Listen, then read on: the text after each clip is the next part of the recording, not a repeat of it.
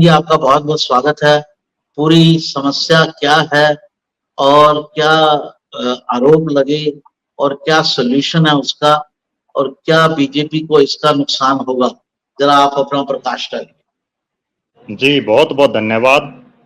ये वाकया ना केवल सिरसा में, क्योंकि सिरसा में तो ये बिल्कुल पब्लिकली हो गया, बल्कि हरियाणा प्रदेश के तमाम इलाकों से कहीं ना कहीं दबे सवर में और कभी कहीं ओपनली ये बात बीजेपी के नेता और कार्यकर्ता भी मान रहे हैं कि 9.5 साल के कार्यकाल मनोहर लाल जी के कार्यकाल में भी और अब नायब सिंह सैनी जी के कार्यकाल में भी अफसरशाही लगातार हावी होती जा रही है। और इस चीज का जीता जागता प्रमाण कल जब ग्रीवेंसेज कमेटी की जो मीटिंग थी, जिला कष्ट निवारण समिति की जो मीटिंग थी, जिसके चेयरमैन प्रदेश की सरकार के मंत्री और बवानीखेड़ा के विधायक विशंबर वाल्मीकि हैं सिरसा जिले के, वहां जो जन परिवाद की जो समस्याएं थी, लोगों की जो समस्याएं थी, उनको सुनकर के उनका समाधान करने के लिए वो आए हुए थे। उसी दौरान आदित्य देवीलाल, जो चौधरी देवीलाल के सबसे छोटे बेटे जगदीश चौटाला के बड़े पुत्र हैं और जिला परिषद के सदस्य रहे हैं, भारतीय जनता पार्टी के जिला के प्रधान रहे हैं, डबवाड़ी विधानसभा क्षेत्र से भारतीय जनता पार्टी के प्रत्याशी भी रहे हैं 2019 के चुनाव में, और बड़े कांटे के मुकाबले में वो बहुत कम अंतर से चुनाव हार गए थे। और जिला परिषद के चुनाव में उन्होंने अपने बलबूते पर, जो चौटाला फैमिली का जो गृह क्षेत्र है, उसके अंदर अभय सिंह चौटाला की धर्मपत्नी को उन्होंने चुनाव हराया था और बड़ी बुरी तरह से उन्होंने चुनाव हराया था। इसके बाद भारतीय जनता पार्टी में जो पिछली जो टर्म थी उसमें भी आदित्य देवीलाल को चेयरमैन बनाया गया था। अब उनको बहुत बड़े भारी भरकम जो विभाग है, मार्केटिंग बोर्ड, जिसमें पूरे हरियाणा प्रदेश की जो मंडियां हैं, मार्केटिंग से संबंधित रोड हैं, सब्जी मंडियां हैं, वो तमाम सिस्टम उसके अंदर आता है, उसके वो पूरे हरियाणा प्रदेश के चेयरमैन हैं। और उस चेयरमैन बनने के बाद उनको राष्ट्रीय स्तर पर जो पूरे भारत के जो मार्केटिंग बोर्ड्स के जो चेयरमैन होते हैं, उनका भी अब उनको चेयरमैन बनाया गया है। तो कहीं ना कहीं बहुत बड़ा नाम है। और इतना बड़ा शख्स अगर अपने मुंह से एक शब्द भी बोले तो उसके भी एक मायने होते हैं। और ये भी तब जब वो ग्रीवेंस कमेटी की मीटिंग खत्म होने के बाद बाहर निकले, बाहर पत्रकार बड़ी भारी संख्या में वहां मौजूद थे, और उसी समय विशंबर वाल्मीकि भी उनके साथ वहीं से गुजरे। उस दौरान आदित्य देवीलाल ने जो बोला वो वास्तव में ये दर्शाता है कि भारतीय जनता पार्टी की वर्तमान सरकार, जिसका चेहरा बदल दिया गया, मनोहर लाल खट्टर जी की जगह नायब सिंह सैनी को कुर्सी पर बैठा दिया गया, उसके बावजूद अफसरशाही पर कोई लगाम प्रदेश की सरकार नहीं लगा पाई। उन्होंने जो शब्द बोले, अगर उनमें से मैं कुछ एक चीजों को दोहराऊं तो दर्शक भी ये समझ जाएंगे कि किस कदर बीजेपी के इस राज में, मनोहर लाल जी के और उसके बाद नायब सैनी के राज में आम जनता की सुनवाई क्यों नहीं हो पाती। आदित्य देवीलाल ने स्पष्ट शब्दों में कहा कि थानों में दलाली चलती है, चौकियों में दलाली चलती है, और एसपी अपनी एक डी कंपनी चलाता है। उन्होंने पुलिस के बड़े अधिकारियों तक भी आरोप लगाने का काम किया। इसके अलावा उन्होंने ये भी कहा कि अगला जब चुनाव आएगा तो जो ये डीसी और एसपी यहां बैठे हैं, आप इन्हीं को टिकट दे दो। अगर इन्हीं के बलबूते आप चुनाव लड़ना चाहती है प्रदेश की सरकार, बीजेपी की सरकार, तो आप अगले चुनाव में इन्हीं को चुनाव मैदान में उतारो। इसके अलावा उन्होंने एक और बहुत बड़ी बात कही। उन्होंने ये कहा कि जिन अधिकारियों को खुला दरबार लगाने के लिए कह रखा है प्रदेश के मुख्यमंत्री नायब सैनी ने सुबह 9 बजे से 11 बजे तक, जिसमें डीसी, एसपी, डीएसपी, एसडीएम, तहसीलदार, तमाम अधिकारियों का उन्होंने जो इस मीटिंग समाधान जो केंद्र बनाए गए हैं उसमें ये लोग बैठते हैं। जब लोग परेशान ही इन्हीं से हैं तो ये किसकी समस्याओं का समाधान करेंगे, इस बात का उन्होंने उल्लेख किया। आदित्य देवीलाल ने यह भी बड़े स्पष्ट तौर पर कहा कि वर्तमान में किसी नेता की कुछ नहीं चलती, केवल बोर बड़ाई करने तक नेता सीमित हैं। बीजेपी के नेताओं की ना अधिकारी सुनते ना कर्मचारी सुनते। और उन्होंने तो यहां तक कहा कि हम किस मुंह से जाकर के इलाके की जनता के बीच में जाएंगे, हमें इलाके की जनता जो है किस मुंह से अगले चुनाव में वोट डालेगी, जब हम हलके के लोगों का, इलाके के लोगों का काम करना तो दूर, उनकी समस्याएं तक सुनने के काबिल नहीं प्रदेश की सरकार हमें समझ रही, तो किस मुंह से हम वोट मांगेंगे।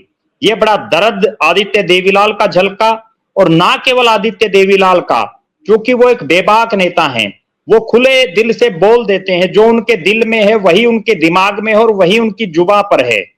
उनके अलावा बहुत से ऐसे नेता हैं जो अंदर खांदे इस सरकार से बड़े, जिसको हम हरियाणवी भाषा में ये कहेंगे कि छिक चुके हैं, ये थक चुके हैं, वो बिल्कुल उनकी कोई सुनवाई नहीं हो रही। और ये वो लोग हैं जो वर्षों तक भारतीय जनता पार्टी में रहे हैं, बीजेपी की सरकार को बनाने में उनका अपना एक योगदान है। एक बहुत बड़ी बात मैं दर्शकों को बताऊं कमलकांत जी, इस पूरे सिरसा जिले में भारतीय जनता पार्टी की पिछले विधानसभा चुनाव में अगर कोई जीतने की उम्मीद किसी प्रत्याशी की थी तो वो केवल आदित्य देवीलाल की थी, और वो उनके खुद के दम पर थी, क्योंकि उन्होंने अभय सिंह चौटाला की धर्मपत्नी को जिला परिषद के चुनाव में बुरी तरह से हराया था, और उसके बाद वो लगातार इस इलाके में सक्रिय थे। इसके अलावा बीजेपी के पास उनके अलावा इस पूरे क्षेत्र में आज से 2-2.5 महीने पहले तक कोई बहुत बड़ा नेता नहीं था। ये तो अब लोकसभा चुनाव से पहले चौधरी रणजीत सिंह, जो इन्हीं के ताऊजी हैं, उन्होंने बीजेपी को ज्वाइन किया। यहाँ कुछ एक बीजेपी के वो नेता हैं जिनका समय अब जा चुका है। हालांकि एक दौर में चाहे वो प्रोफेसर गणेशी लाल हो, इस इलाके से शिक्षा मंत्री रहे, गवर्नर भी रहे, लेकिन अब उनका इस क्षेत्र में कोई बहुत ज्यादा प्रभाव नहीं है। तो बीजेपी की अगर ज्वाला कोई किसी नेता ने इस क्षेत्र में जलाए रखी तो वो आदित्य देवीलाल थे। और उन जैसा नेता जब सार्वजनिक रूप से इस तरह की पीड़ा जाहिर करे तो कहीं ना कहीं ये बहुत बड़ा सवाल खड़ा करता है बीजेपी की वर्तमान सरकार पर। नायब सिंह सैनी की जो कार्यशैली है उस पर भी बहुत बड़ा प्रश्न चिन्ह ये खड़ा करता है।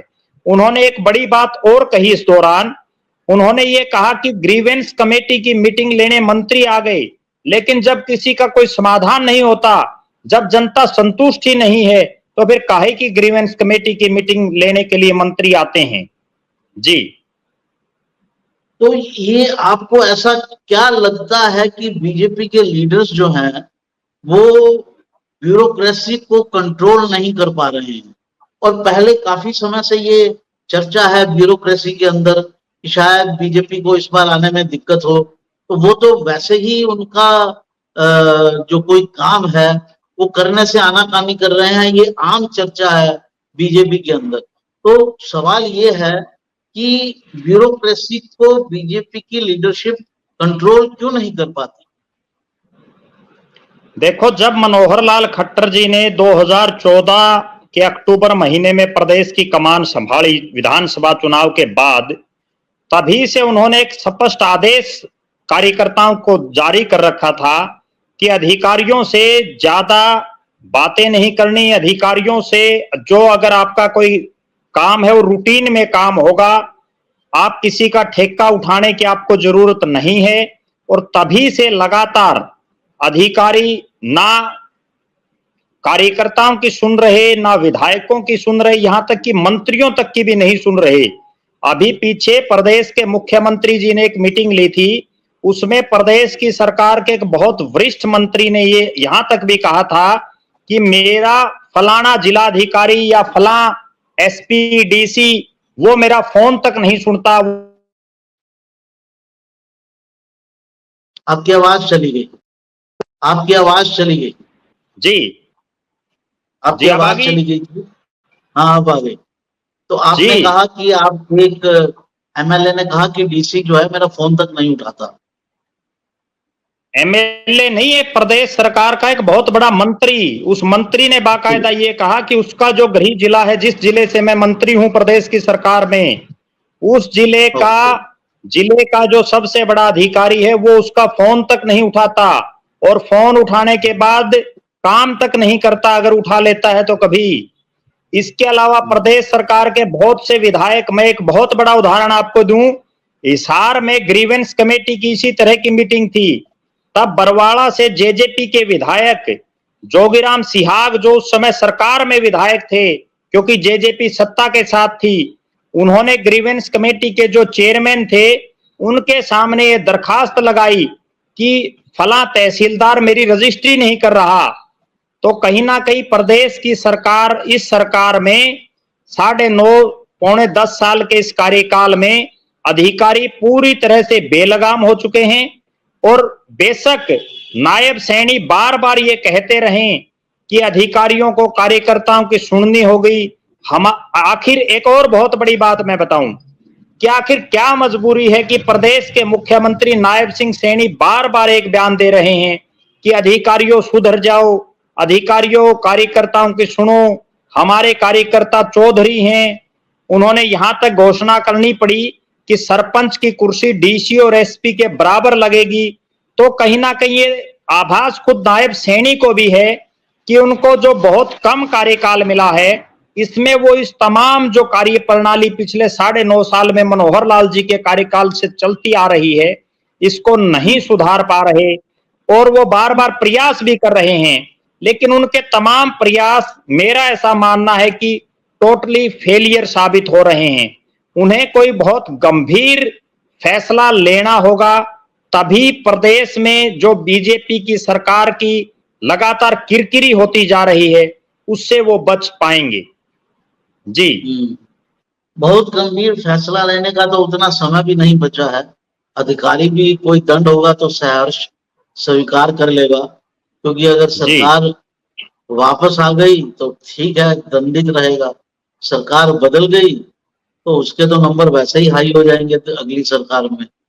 तो ऐसा क्यों लगता है आपको कि बीजेपी के लीडर जो है वो ब्यूरोक्रेसी को कंट्रोल नहीं कर पाते हैं या जानबूझकर उनको छूट देते हैं? क्या कोई एक्सपीरियंस की कमी है कि बहुत ज्यादा समय, 10 साल तो हो गए वैसे, लेकिन जो काम करने का तरीका कांग्रेस सरकार का रहा है उस तरह से अभी तक काम करवाना सीखा नहीं है, प्रायोरिटी तय नहीं कर पाए हैं कि कार्यकर्ता को जब सरकार आती है, पार्टी को सत्ता में तो कार्यकर्ता लाता है, लेकिन सत्ता में आने के बाद कार्यकर्ता की कितनी सुनी जाए ये अभी शायद बीजेपी तय नहीं कर पाई है। देखो, मेरा ऐसा मानना है, भारतीय जनता पार्टी की सरकार टोटली अनुभवहीन नेताओं के हवाले है। चाहे मनोहर लाल खट्टर जी को शुरू में मुख्यमंत्री बनाया, उनको कोई अनुभव नहीं था राजनीतिक रूप से, क्योंकि वो विधायक नहीं थे। ठीक है, संगठन का उन्हें अनुभव था, लेकिन सरकार चलाने का जीरो भी अनुभव मनोहर लाल जी को नहीं था। उसके बाद जब नायब सिंह सैनी को मुख्यमंत्री बनाया गया तो वो उससे पहले सिर्फ एक बार विधायक और एक बार सांसद रहे हैं। कई बार हो सकता है कोई नया आदमी, अपवाद हो सकता है कि वो बहुत बढ़िया काम कर दे, लेकिन फिर भी सरकार चलाने के लिए आपका जो मंत्रिमंडल है वो भी अनुभवी लोगों से लैस होना चाहिए। अभी अगर मैं बात करूं, वर्तमान में जो नायब सिंह सैनी की सरकार में मंत्री बनाए गए हैं, इनमें 2-3 मंत्रियों को छोड़ दें तो बाकी तो लगभग अनुभवहीन ही दिखाई दे रहे हैं। अधिकतर जो है पहली बार के या दूसरी बार के ज्यादा से ज्यादा विधायक हैं। तो कहीं ना कहीं इन नेताओं को अफसरों से काम कराना नहीं आता, मैं जो समझ पा रहा हूं। और दूसरी बड़ी बात, आज बेशक इंडियन नेशनल लोकदल विपक्ष में हो, बेशक कांग्रेस पार्टी विपक्ष में हो, उसके बावजूद उन पार्टियों के नेता अगर किसी अधिकारी को सही ढंग से फोन कर दें तो वो अपने कार्यकर्ता का काम करवाने में सक्षम है। जबकि बीजेपी सरकार के अगर मंत्री भी काम कराएं, मंत्री भी किसी के लिए फोन करें तो भी वो काम नहीं हो पाते। यहां तक कि आप कोई किसी बड़े से बड़े नेता को आप कोई कागज दे दो काम का, उस पर 2-2 महीने तक तो रिप्लाई नहीं आता। तो कहीं ना कहीं चूक है अंदर सिस्टम की, और उसी चूक का एक खामियाजा है कि भारतीय जनता पार्टी अपने सबसे, जो 2014 के बाद से सबसे बुरे दौर में है। 2014 में 7 सीटें जीती, 2019 में 10 जीती और अब वो 5 पर आ गई। और अब पूरे हरियाणा प्रदेश में एक इस तरह की हवा चल पड़ी है कि बीजेपी सरकार जाती हुई दिखाई दे रही भी कहीं ना कहीं ये हो सकती है कि अधिकारी नायब सिंह सैनी के लाख प्रयास के बावजूद बीजेपी के नेताओं और कार्यकर्ताओं की नहीं सुन रहे, आम जनता की नहीं सुन रहे, और जब तक वो आम जनता की नहीं सुनेंगे तब तक प्रदेश की जनता में ये रोष बढ़ता जाएगा। जी जी। तो दर्शकों, जैसा आपने प्रद्युम्न जी ने बताया कि क्या क्या कारण हैं बीजेपी की प्रॉब्लम के, और ये बीजेपी का जो डायलेमा है ये हरियाणा तक सीमित नहीं है, ये ऊपर तक सीमित, ऊपर तक है, केंद्र तक है। और इसमें मुद्दा ये है कि कार्यकर्ता कहाँ खड़ा है। सरकार लाने के लिए, सरकार को सत्ता में, पार्टी को सत्ता में लाने के लिए कार्यकर्ता की जरूरत है। कार्यकर्ता के बिना पार्टी सत्ता में नहीं आ सकती। अगर हवा चल रही है, कोई ऐसी आंधी है तो अलग बात है, नहीं तो नहीं आ सकती, उसमें भी कार्यकर्ता चाहिए। लेकिन जब वो सत्ता में आ जाते हैं तब वो ये फिक्स नहीं कर पा रहे हैं कि हमको सत्ता कैसे चलानी है और कार्यकर्ता को कहाँ पर रखना है। ये बात मैंने पहले भी कही, दोबारा कह रहा हूँ, ये समस्या एक लंबी समस्या है। बीजेपी को अपने बहुत सारे इंटरनल इश्यूज को जो है अभी सेटल डाउन करना है, सरकार चलाने को लेकर खास तौर पर, और वर्कर का इग्नोर करके आप जो है वो सरकार दोबारा से या तिबारा से नहीं बना सकते, ये बिल्कुल तय है। तो प्रद्युम्न जी ने भी यही बात बताने की कोशिश की। आपका बहुत बहुत धन्यवाद प्रद्युम्न जी, आपने समय दिया और जो असल मुद्दे हैं, जो प्रॉब्लम्स हैं, उनको आइडेंटिफाई करने की